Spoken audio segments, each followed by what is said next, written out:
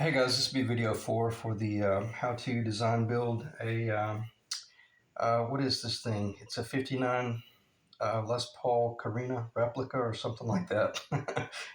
It's pretty obvious I don't have a point list to go by. I'm just gonna wing. I'm gonna wing this whole video because I really didn't feel like doing a video tonight, but I got so much progress done, or I accomplished so much that I wanted to really take time to pause and document some of the work. And just diving right in, let's start with the weight analysis first so I can start getting some of this crap off the table. She put on a considerable amount of weight because of the Honduran mahogany.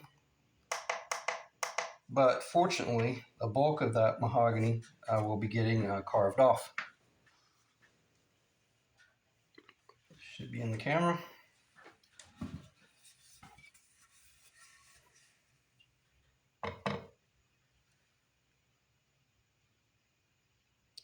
£6.192, 2,808 grams. So 6.2 pounds, 6.2 pounds. Okay, so I'll keep that in the back of my mind. I might do some estimations later on, but probably not because it's kind of futile at this point because it's so hard to predict exactly how much weight it's going to lose. But it'll be considerable because there is a mass of wood that's going to be coming off right here, and everything about the profile that you see is very much my carvings when I was building jazz guitars.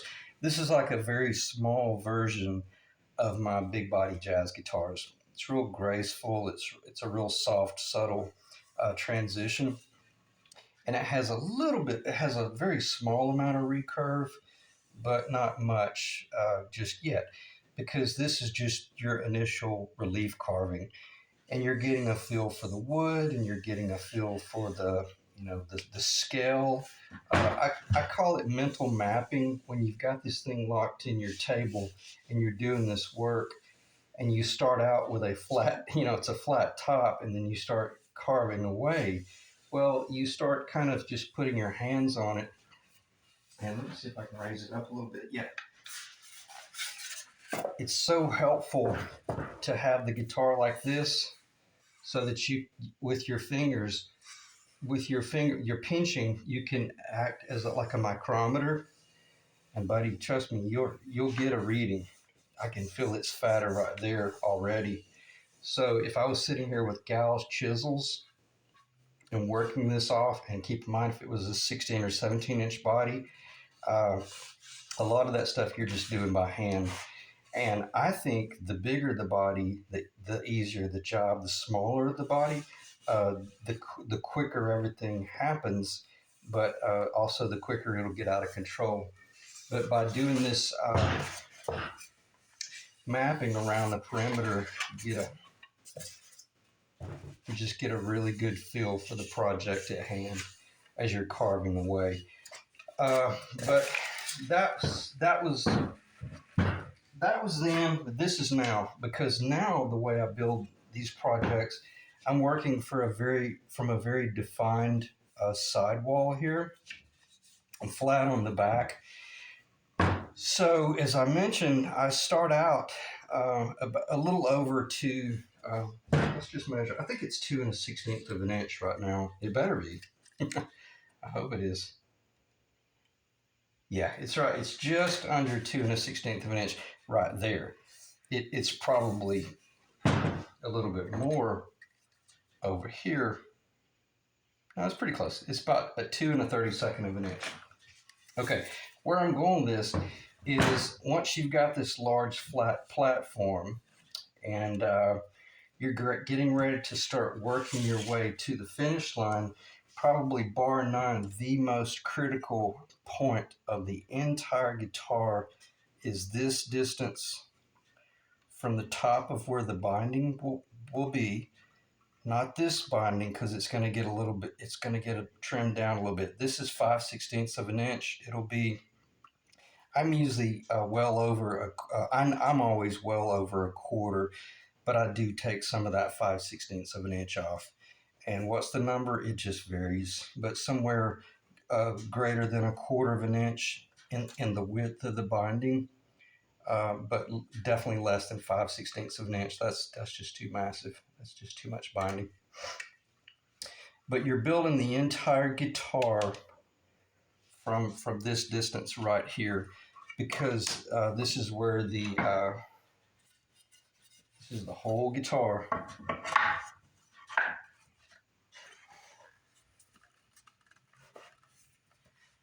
If I drop this thing, I'll probably will never do another video. You're working from a very flat plane. That's your objective. And keeping in mind, when you started out, this was obviously flat and it was up to about right there. So you got to work to that point, and that 4-degree pitch, or whatever pitch you elected to go with. And I'm not going to start talking about pitches other than I like 4-degree. And let me stop and clear my throat. Okay, so you're once you have defined what it is you want your guitar to finish out at, then you build the entire guitar from that point right there. And the way I start out is I go ahead and route. And how did I do this? Did I do this on my? I can't remember how I did it. I think I did it with my handheld router and overhead. But I just cut down to define that platform right there, the ledge, which whatever that distance is, I'll give you that dimension, because that's one of those dimensions that I always wanted but no one ever really gave to me. It's I'm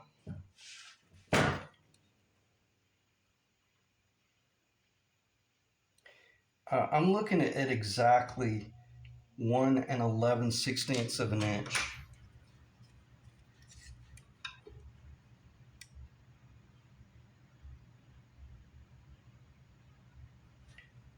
Ever so slightly over 45 millimeter. And what I just measured was that right there, the back to that.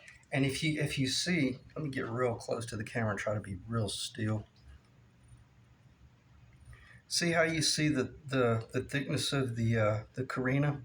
There's about a 16th of an inch there, which that reflects initially the lower was 1 3/4.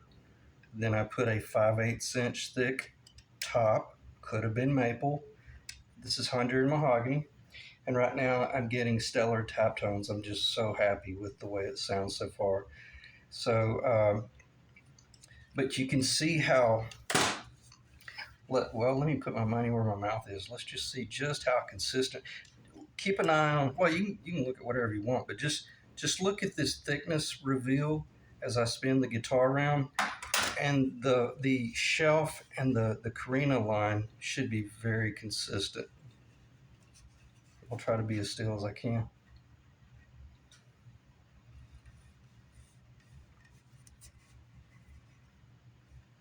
Okay, now there's a little bit of trickery going on right here. This is going to be different. Yeah, let's go ahead and talk about this, because this is some crazy cowboy stuff. I'm probably not going to be able to go into too much detail, but I allowed this to go.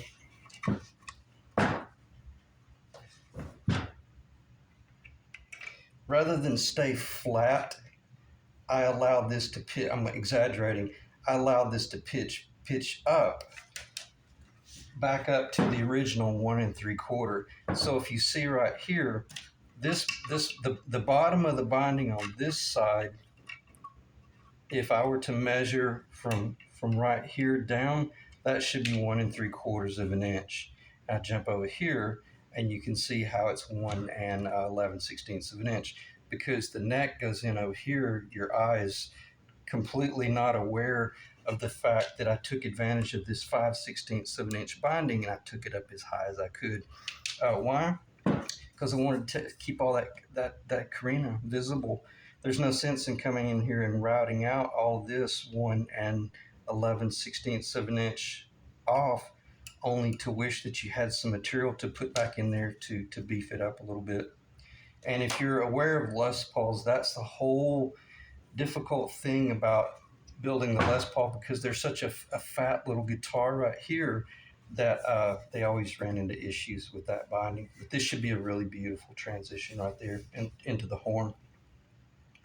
And so anyway, so very happy with it. Let's talk about the pitch a little bit. I'll talk about that in a minute.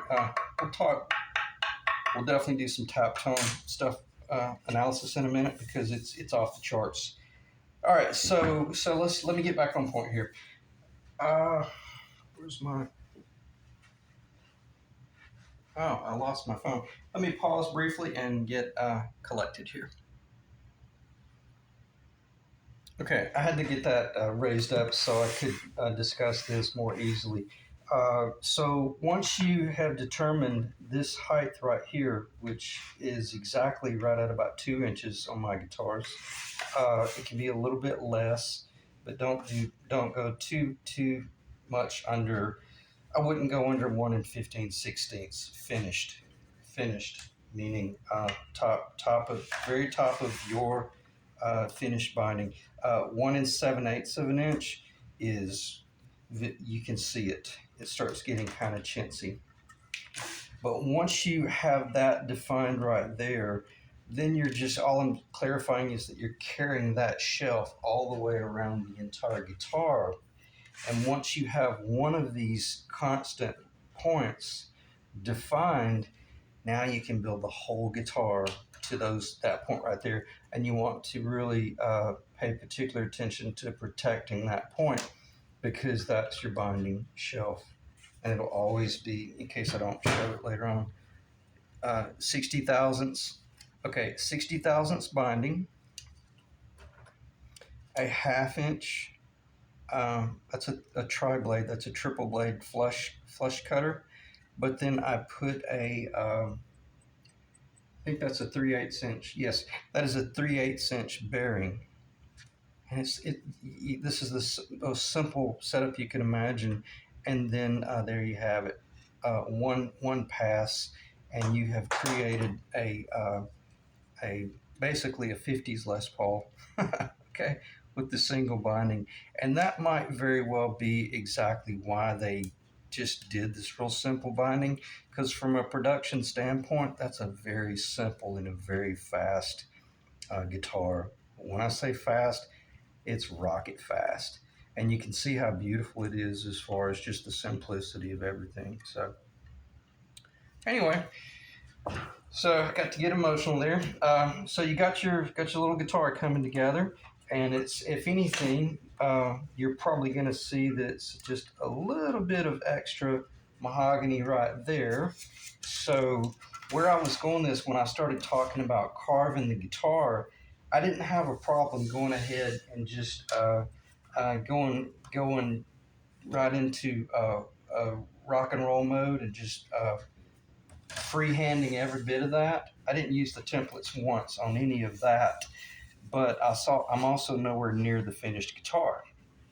But I'm very much near the finished guitar up here, but now I've got to take the whole thing down about a 1/16 of an inch around the perimeter, and then this flat spot out in the middle, it's basically flat. Every bit of that area right there is still flat, okay, but then everything else curves off. So what I do now is, as I take the whole thing down, then I'll start working those curvatures. I'll start as I take it down in its perimeter, then I'll start working the belly in and things like that. And every bit of it's you're just working kind of by freehand. And if you want to know the truth, I don't need these, but I sure like having them because I can reference a few things, and they have been very helpful. If you've never carved a guitar before, they're going to be invaluable, meaning they're going to be priceless. They're really going to help you finish the job. But by having this a little bit high, see, that's exactly 5/16 of an inch right there. Once I cut the recurve right there, it'll go down about another 1/16 of an inch, and every bit of this will just start, really revealing itself. So, so to recap, once you define what you got right here, and 2 inches should be your target. Then you just carry that shelf all the way around, and then you can then take your binding and just place it on the shelf. And keep in mind, this mahogany will be up here about this thick right here. Then you simply just take your pencil and come across the top of your binding and define everything. And see how I've still got wood there? Okay. Now, at this point right here, you could use gouge chisels and build the guitar by hand, just like that's exactly how I started building jazz guitars. Everything was done with hand chisels because, man, I didn't trust myself with any power tools because I had not developed my hand to eye coordination in carving from a flat top S4S item into a compound radius fixture. And there, a lot of it, 90% of it was fear, just the fear. But then once I carved one or two, I realized, hell, this is easy, and it's actually really fun too. I realized very quickly how uh, it's really not that big of a deal to do a hand carved archtop jazz guitar, or I'm not going to say a violin or a cello because I've never built a cello or a violin. I've restored a violin, but I would love to build a cello just out of curiosity. But nonetheless, I'll stick to these for a while. So when you define those points right there, you can just kind of keep an eye on it. And then also you can come up here on the top and, make pencil marks. And that's exactly what I had. I think there's still a pencil mark left right here. Where is it? I saw it a while ago. I've probably sanded it out. Yeah, there's a little bit of a pencil mark left right there. And that's kind of like if you see that pencil disappear, you better back off the tool because you're about to F up. And very, very important that you have it. Oh, there it is. There's one right there, and there's one right there. There was one back here. I think there's one right here. Yeah, there it is. So that's my very original pencil line on top of the guitar. That when it was up here really thick, when I pulled out the grinder and started grinding down, I knew to make certain that that pencil never disappeared. And if that were the case, I knew that I was maintaining my well over 5/16 of an inch shelf. Okay, so don't mean to be very repetitive there, but there's a lot going on there. But as long as you just simplify it down to that defined initial thickness, and then create your shelf, and then just stay out of the middle, leave everything flat right now, and as long as you were a minimum of 5/8 of an inch thick from the top of the lower to the top of this, then you're going to be able to build a beautiful traditional 50s archtop guitar. And if all you had was, say, like a 1/2 inch thick material, but it was positively beautiful, maybe some flame maple, then that's where you would come in and allow your lower to be 1/8 of an inch thicker. Okay, that ought to make perfect sense. If all you have is a 1/2 inch material up here, well, know that here's the threshold. If you had a piece of material that was 7/16 of an inch thick, or almost 3/8 of an inch thick, you would just barely be able to get a Les Paul out of it because every bit of that would be hidden behind the binding. Okay, and that's what I meant by this lower could come all the way up here really high, as long as you're not chambered out. Because once you start carving into this right here and carving that recurve, if you did not chamber your lower, the last thing you want to do is scrape through your beautiful flamed maple and then reveal the mahogany below it. It'd be game over then. or either if it was chambered, you got paper thin over there. Okay, so let me pause, collect myself, think about how I want to proceed with the video, and we'll go from there.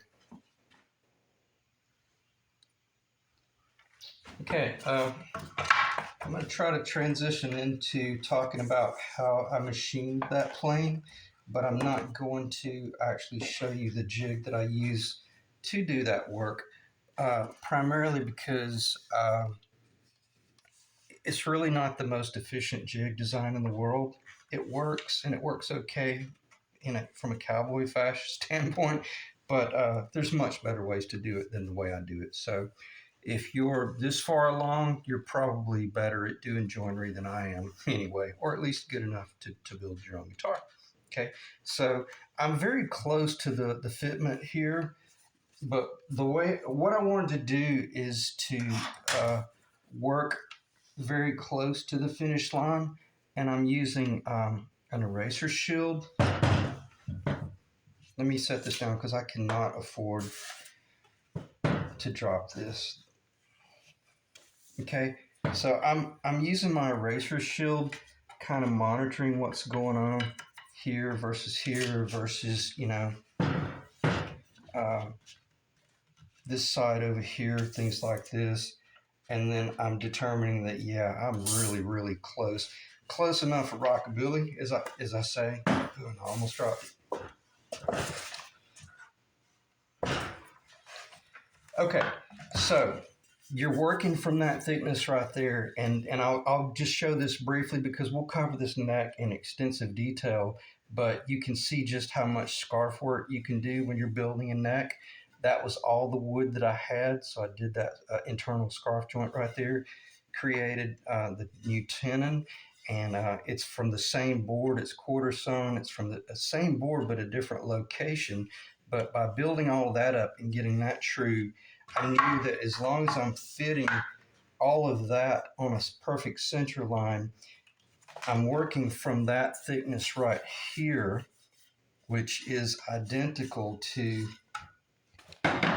this right here, okay, which is the Stuart McDonald template. When I say identical, I'm a little bit fatter. I'm very close. But when let's see if I can get this on the camera without dropping it. But basically, this is, make sure I got a good grip on it. You're just fitting your neck down in that location like that. That's all you're doing. And then you're either determining the 4.5 degree or 3 3/4 or something, the pitch, et cetera, and then working from between this template here and actually the actual neck that I had, I was able to define just how much I was going to be routing down, how the distance is what I'm talking about. Was I going to be going down here, or was I going to be up here? And initially, if you recall, I started out at 2 degrees, so there was a considerable amount of wood still out here, but I was very close to the target right here with the initial route. So I say all that to say this. I had my mortise defined, and I did not want to change that. And not only did I have the mortise perfectly S4S or S3S, it was perfectly straight up and down here, perfectly flat here, and perfectly straight up and down there. I didn't want to risk that getting changed, but I knew that I would be able to monitor what's going on up here in the pitch once I got this 4-degree pitch under control down here. Or I got a different jig, it was irrelevant because my jig fastens to this, goes up here, is perfectly flat on the end, and then it is already pitched at 4 degrees. And then I have a crossboard back here that supports it. Everything is taped and temporarily glued in place and clamped in with a long clamp and all that jazz. I could drop it down the stairs and it wouldn't move, so that once I put my router up there,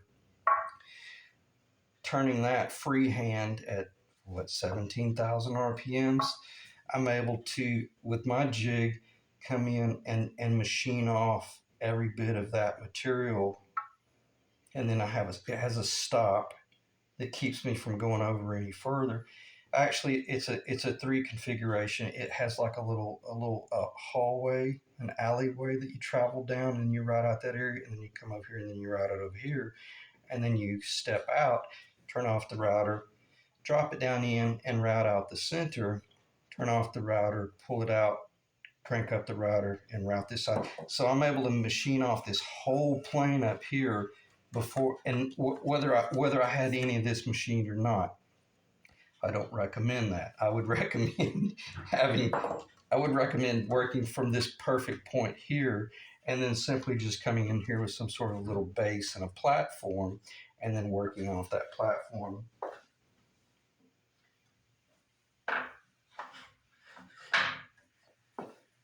Something kind of like this right here. Let's say you just routed that out flat, and then you had a flat bottom here, and then a 4-degree pitch there that went in like that, and then you have some sort of nice little shelf right here, and that's all fastened. Then you can come in up under it. Okay. Please be extremely careful. If you've never done this, don't do this. Take this to someone who knows what they're doing. But if you're really, really good with a router and you've been building cabinetry for a long time, and you know that you're really, really aware of what's going on, that's one way to do it. In other words, that's how you define your 4-degree pitch. And now that you have your 4-degree pitch, you're able to come in here with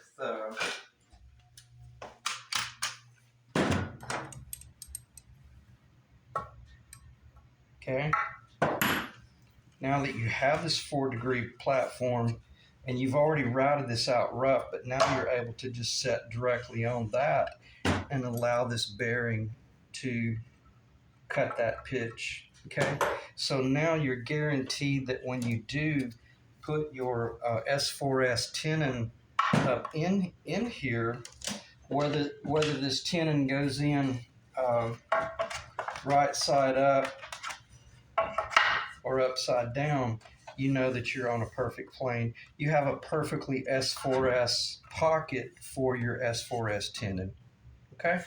Again, I don't do stuff like this on camera because I don't want the liability, and I sure as you know what don't want to make it look easy, because this is not easy at all. I struggle with this stuff like you wouldn't believe, and I've been working wood for a very long time, and I can't tell you how many bodies I've just ripped apart where something happened, or either I looked down at my boot and something caught, threw the guitar body across the room. So just be careful. If you've never done this before, just go buy a guitar new. But if you're doing this because you know you can, then that's kind of the cowboy's way about going about it. Okay. And then after you have that, the reason I brought all that up is you want to define that pitch first, and then come in and do all of your shaping. Because if you try to come in here and do all this crazy shaping, you might go a little bit beyond this flat. And it's critically important that you define where that flat is, and then go over about a 1/2 inch and make a pencil mark. And you don't ever allow your aggressive tools to get anywhere near that area right there, because you'll lose it in a heartbeat. It's not too terribly important. Well, it's not the end of the job if it happened to this one, because it's paint grade. I can repair it with epoxy, but you don't want to make mistakes like that with $200 or $300 piece of figured maple that might be book matched and all that pretty stuff. Again, all the more reason to build paint grade guitars, because especially if you're learning. So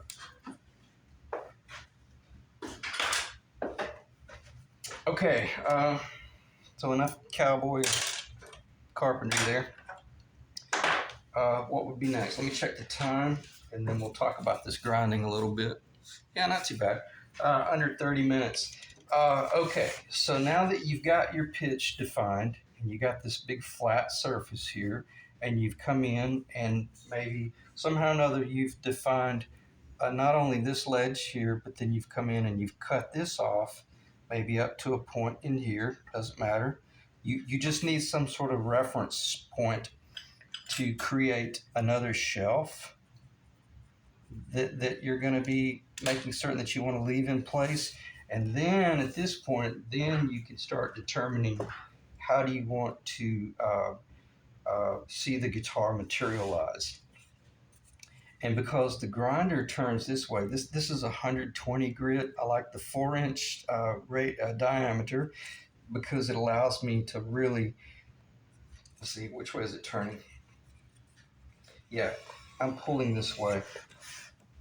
When I first started carving a guitar, I usually start down here, and I'm just taking off that square. I don't ever, I never allow this to come up here. I'm not there yet. I've got to define the perimeter first, yet make certain that I don't cut off a corner and stuff like that to keep that real tall and real fat. Because as I mentioned earlier, and it probably went in one ear and right out the other if I didn't clarify it. I want to see the guitar materialize that I want, but about a 1/16 of an inch above where it's going to actually end up. And then I want to very slowly work my way I want to start working this whole design down to the guitar I want. Because what I see right now is a really beautiful little guitar, but it's what's called a pancake. It's very flat. It doesn't have any curves at all. It's fairly curvy right here. Right in here. It's got a little bit of sex appeal right there. But nonetheless, it's got a long way to go. So how do you go there? I like using the grinder, but I run my grinder on. This is critically important. I almost forgot to mention this. I run it on was it a variac control, like a dimmer, like a router speed control device, and I crank it all the way down to the lowest volume. I mean the lowest speed, and I run the grinder at about 60%, 70%, whatever a grinder runs at, which this would be allowed to go to 15,300 RPMs. I'm probably running it at about 10,000 RPMs, and then just you'd be surprised how much I put some pressure on it. But you're always continuing to move. You're always moving, and don't ever. Don't ever. I wouldn't recommend pushing on or cutting on a backside. Always make certain that it'll be turning this way. So as you're pulling this way, it just allows you to really feel. You can feel the top begin to materialize just from the grinder there. Okay, and also it's blowing all the dust off in this direction, so you're able to put your vac system up over here, and then remount your guitar, and then start working this end this way. Because I'm not very good with the grinder pulling this way and trying to come around. I kind of like to continue working, probably just because I'm right-handed. It's always flat, and I'm really standing over, and I got lights shining across it. I'm just working around here, and this is where it gets really dangerous because uh, you know, you're tempted to just start cutting into this, but if you're not careful, you'll start rounding over too much too soon, and you don't. I'm not saying you don't want to eventually do that, but not just yet. So just be patient when you're doing your work, and just always remember where certain things are going to be, and to stay away from them. Stay away from those areas, and you'll be good. You'll be safe. So in other words, you would come up in here and just do some pencil lines right here. And then if you start seeing that pencil line disappear, whoa, stop. And sometimes I'll actually put some tape up here. Just, I used to, I don't anymore because I know to just stay away from that crap. You can actually see where my,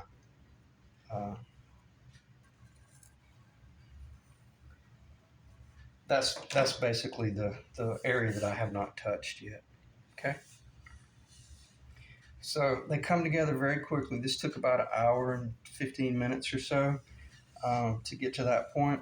So I got about another 2 hours worth of hand grinding, but it will materialize very, very quickly from here on out. And this is where I'll start referencing. Let me get some of this crap off the table.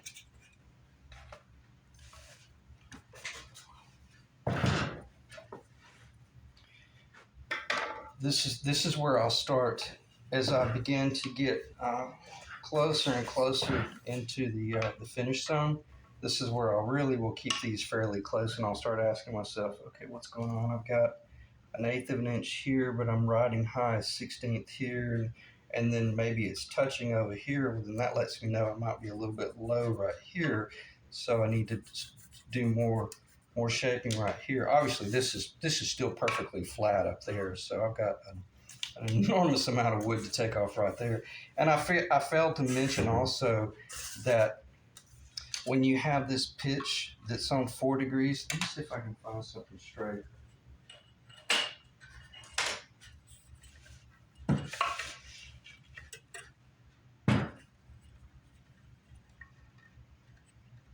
When that 4 degree pitch, I usually take it to about right there.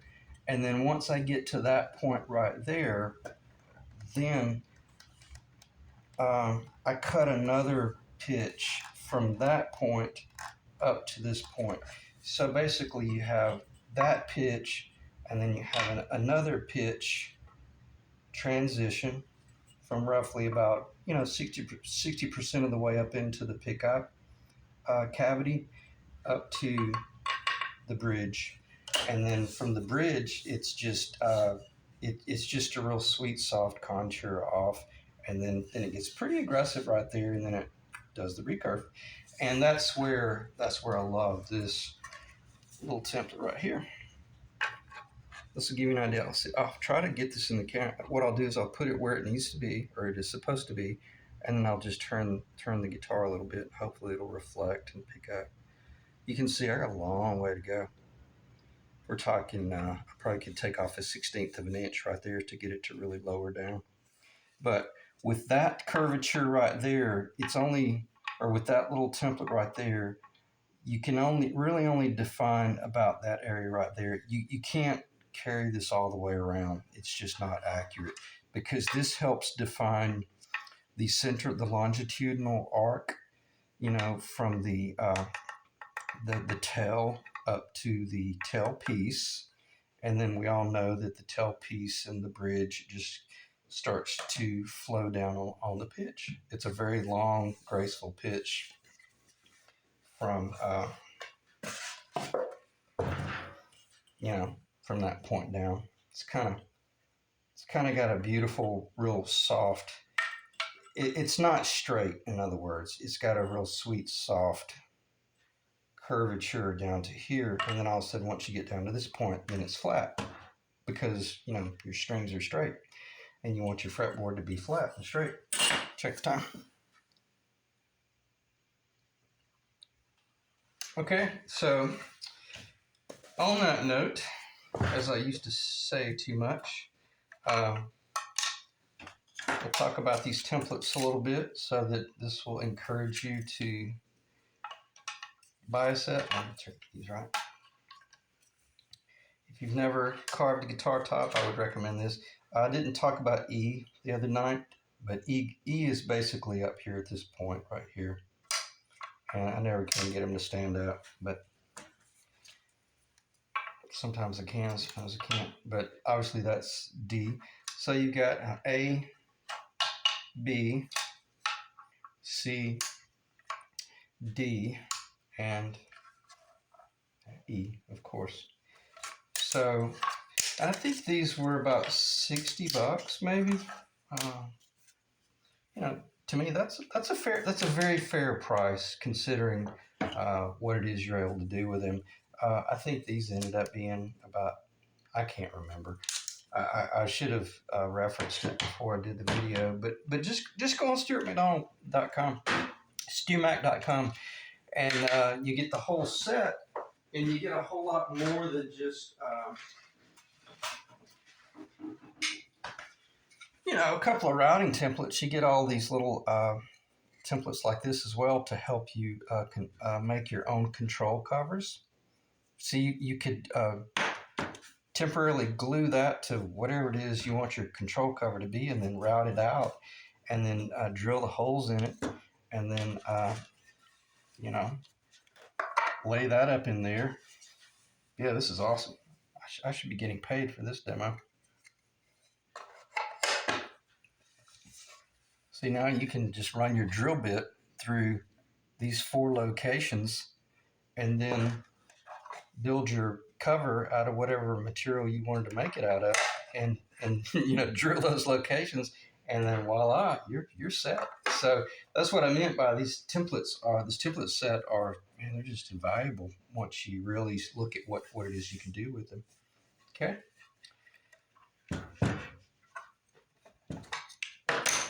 Nice precision machine work. So I spent plenty of time talking about the rough information about carving the top. I'm not going to spend any more time talking about that, because carving the top just boils down to you just got to get in the shop, and you just got to get behind the tools, and don't get overzealous with this.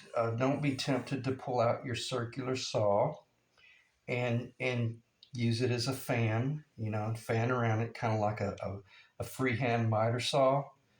Don't do stuff like that, because not that you couldn't pull that off, but you didn't achieve anything. Because if you've never done it before, I would really recommend using a gal's chisel and just sweet little blocks of sandpaper, and even believe it or not, I mentioned before pencil erasers. Oh man, pencil erasers are incredible for coming in here at the end and just really cutting all of these little contours. Just these little 99-cent pencil erasers. So learn to do all this by hand, and you'll truly get a really good eye-to-hand coordination, and what I call mental mapping. You'll start feeling the guitar as it materializes. And to me, that's why we work wood, because we want to be connected to what it is we build. And then here's little tricks. This is little things that you can do. I made a mistake. It wasn't really a mistake as much as it's just a secondary operation. When I was running that bit, the final time when I was running it on the 4-degree pitch, I was having to run this up on a platform that was fairly tall, so I was having to use a fairly tall bit. But if I had just used this and then come up here, my bearing would have no longer had anything to make contact with. So I had to do a 2-step process where I temporarily glued that in. I came in with that bit, yet with a 1/2-inch bearing on it, and I routed out that piece of plywood and defined all of that, then changed gears and went over to this bit, and therefore I had something for the bearing to ride on. Okay, so nothing wrong with making little little jigs to keep you from screwing up your job. Okay, so took me about probably 40 minutes, but nonetheless, there's something about me. I'm always, I know what it was.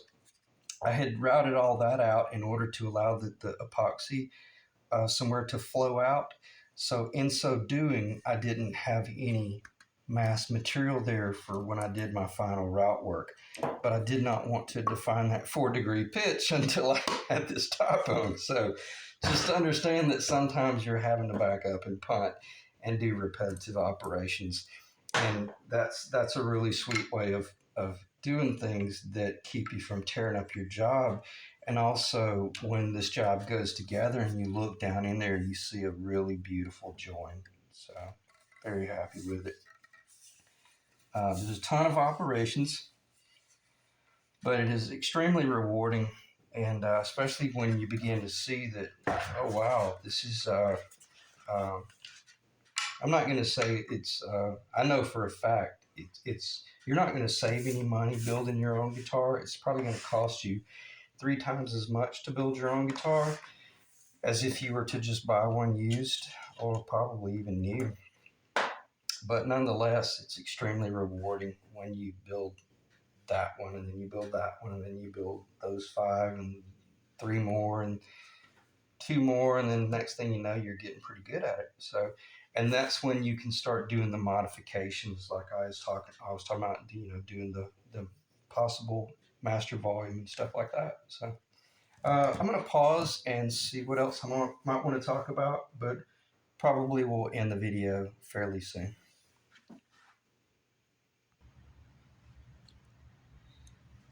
I'll spend a few minutes talking about layout and hardware because I probably should have talked about this briefly on the front end.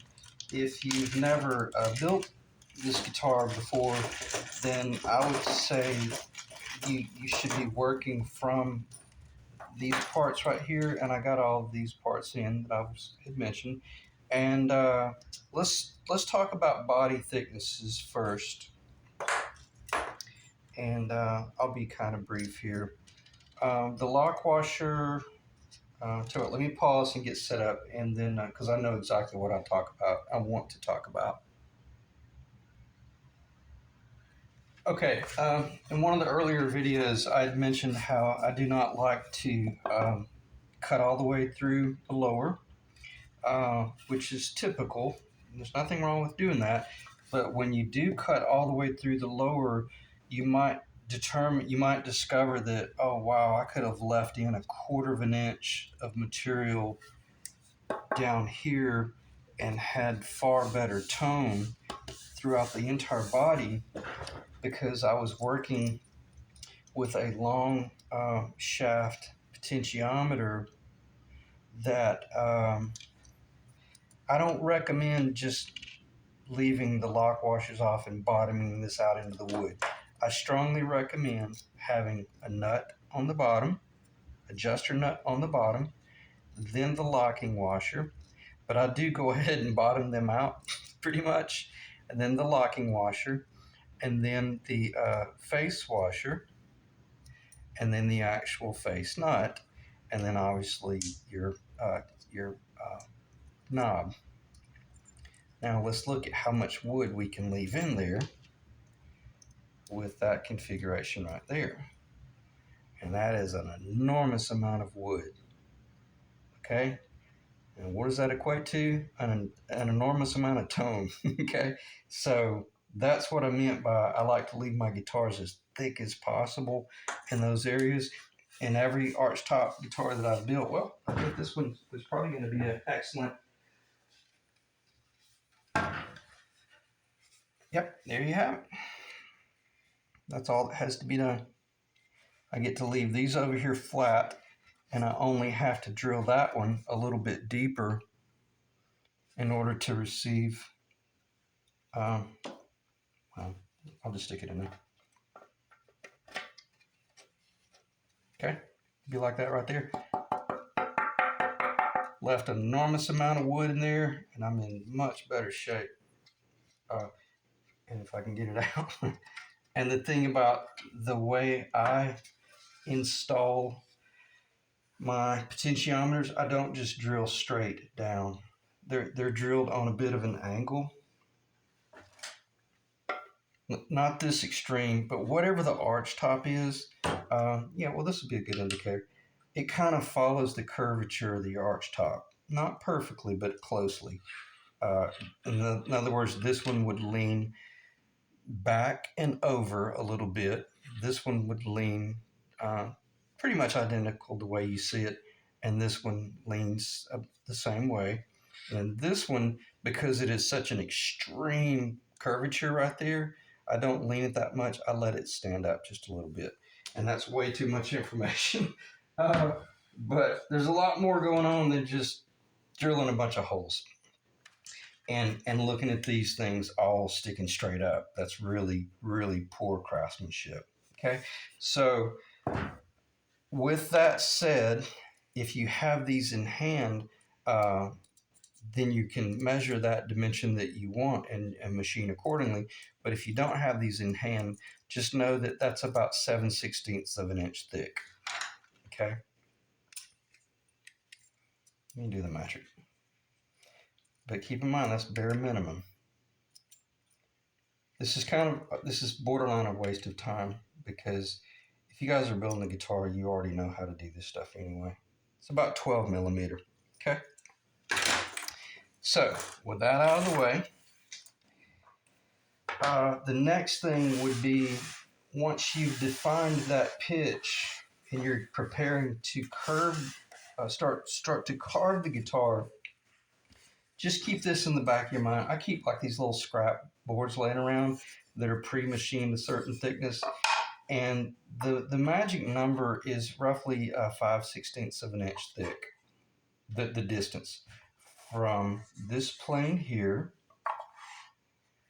Okay, from this plane here to the center line of the string, or the bottom edge of the string, is about 5/16 of an inch. And so if you carry that flat up there and then you measure down, let me just put it where I need it. Right there.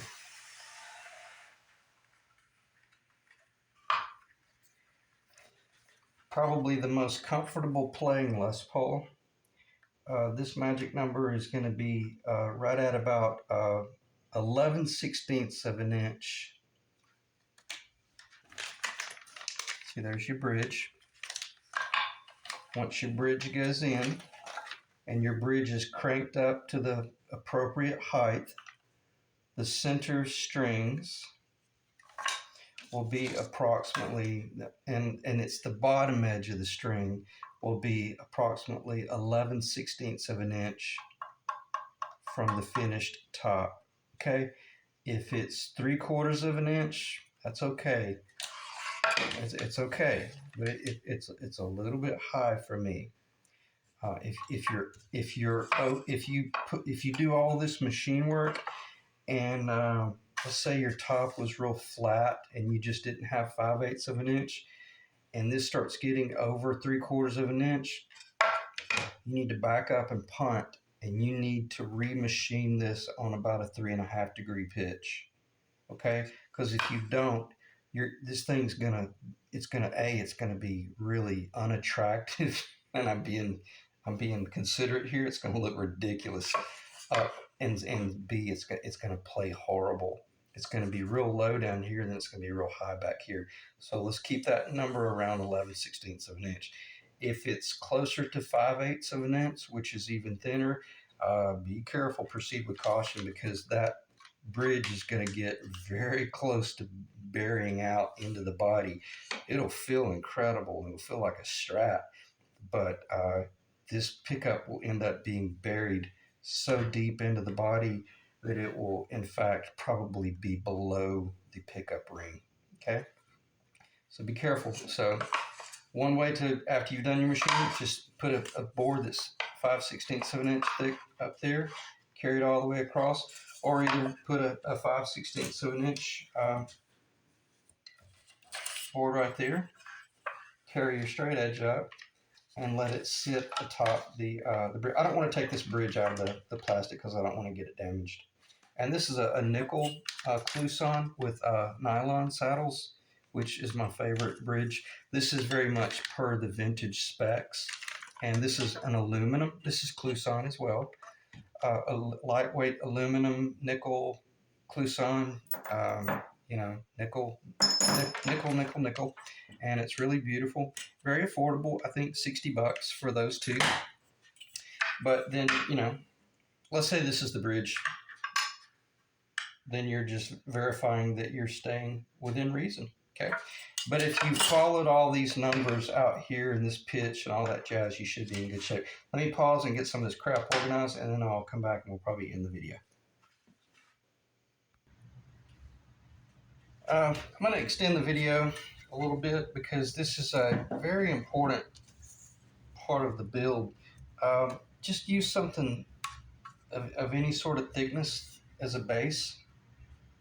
And this is where you're verifying your center line of your tenon. And basically, if you've drawn a center line down the body and you've got a center line drawn down the neck, well, then you simply just stand it up and sight down it, and it should look really good. Uh, and if it's not, well, then you adjust it accordingly. Or you can also come up here and just put the straight edge up against the tenon. Maybe put a little temporary clamp on this, put a straight edge on the tenon, and then make a mark back here, and then put it on the other side of the tenon, make a mark right there, and then measure the distance from that mark to the center line, and they should be identical. So fortunately, this one is spot on, so I'm very happy with it. But from a standpoint of initial build, you want to get a lot of this fit work. Let me see if I can turn this around without knocking the camera off the stand. You want to try to go ahead and get this heel very close to the finished job before you get too much more work done. It's just really helpful. Again, this one's not finished, it's not perfect, but it's pretty darn close. And then I forgot that was in there.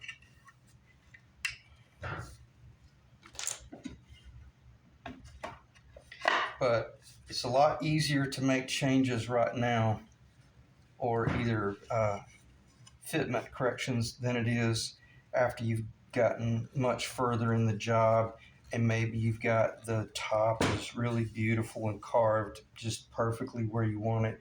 You've got all the binding in there, and it's pretty much almost a finished component. And then you realize, oh crap, you hadn't even fit the neck yet. And then you're over there doing major shaping and sanding and stuff like that, and you run the risk of damage. So by doing some of that initial finished fit work on the front end, it might save you an enormous amount of stress later on. So I'll end the video right there. It was probably a fairly long video, but I think we covered some really good ground, especially talking about the mind-numbing details of, define your body thickness, and then find your ledge, cut your ledge, put your binding in there, define just how much material you can take off before you screw up, and then, as they say, plan your work and work your plan, work your way down. There was a part of me that was torn between going with the cream binding, but there just really isn't any other choice other than, I'll show it briefly. I truly wanted to experiment with a tortoise, but when I ordered this tortoise from this guy, he claimed it was a 1/4 inch tall, but it's nowhere near a 1/4 of an inch tall. It's considerably less than a 1/4, and it's really beautiful, but I think it's too chintzy to put on this body. But again, I will say this: the tortoise binding against the Korina probably would be stunning, so beautiful. And then maybe do a gold top. It'd be a nice guitar.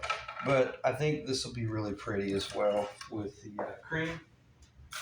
Because the cool thing about the cream, this guitar top could either go black, it could go shiny gloss black, or it could be like a real soft matte black, or you could go any color of gold, the vintage gold, and would be really beautiful. So potential to be a really extremely valuable guitar as well. This is if you've done any research, there's not many of these out there, and to my knowledge, there's none of them out there that have the Honduran mahogany cap. I can't believe I didn't do a tap tone analysis. So earbuds out or volume down, let's knock it over the fence because this thing is it's a supermodel. Ready? 3, 2, 1.